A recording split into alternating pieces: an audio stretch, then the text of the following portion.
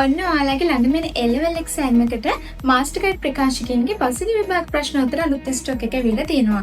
ඉතින් මේ තියෙන්නේ ඉංජිනේරු තාක්ෂණ වේදය කියන විෂයට අදාළව පසුගිය විභාග ප්‍රශ්න පත්‍ර පොත.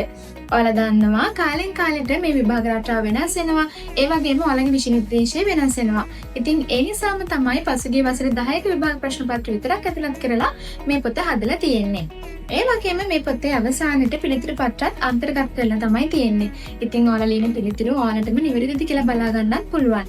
ඒ වගේම මීට අමතරව මේ විෂයට අදාළව මේ වගේ කෙටි සටහන් පොතකුත් ලබා ගන්න පුළුවන්. ඉතින් ඔයාලට දැන් පාසලේදී පාඩම් මෙහෙම වගේ ඇරලා තියෙනවා නම් මේ කෙටි සටහන් පොතෙන් ඒ පාඩම් ටික නැවත ආවර්ණය කරගැනීමේ හැකියාව තියෙනවා.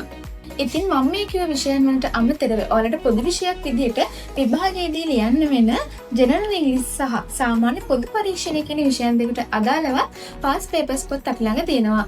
ඉතින් මේ සියලුම පොත් ටික ඔයාලට පැකේජ් එකක් විදිහට උනත් අපෙන් ඕඩර් කරන්න පුළුවන්.